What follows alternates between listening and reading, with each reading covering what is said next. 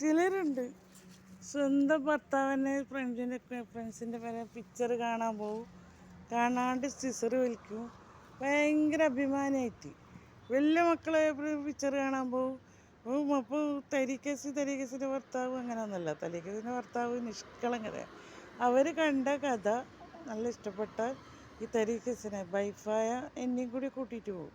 ഒരു ദിവസം നമ്മൾ പിക്ചറിന് പോയിട്ട് സാരംഗ ടാക്കീസ്, നമ്മൾ വീട്ടിനടുത്ത് തന്നെയുള്ള ടാക്കീസ് പോയിട്ട് ടിക്കറ്റ് എടുത്ത് കയറുമുണ്ട്. അന്ന് ടിക്കറ്റിന് ചെറിയ വിലയുള്ളൂ.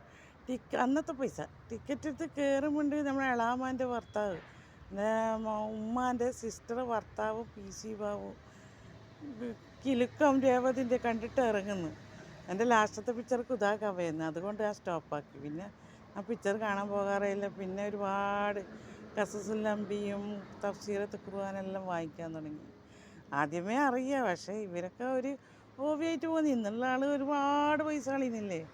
നമ്മളെ ഭർത്താവിന് അങ്ങനെ കളയാനൊന്നും ഇല്ല. അവരെ കുടുംബം തന്നെ നോക്കിയിട്ട് മതിയാകാത്ത ഇതാണ്. ഒരു ഹോബിക്ക് എങ്ങനെ നമ്മളെ കൂട്ടിയിട്ട് പോകുന്നത്. ഒരു ഞായറാഴ്ചയോ ഏതെങ്കിലും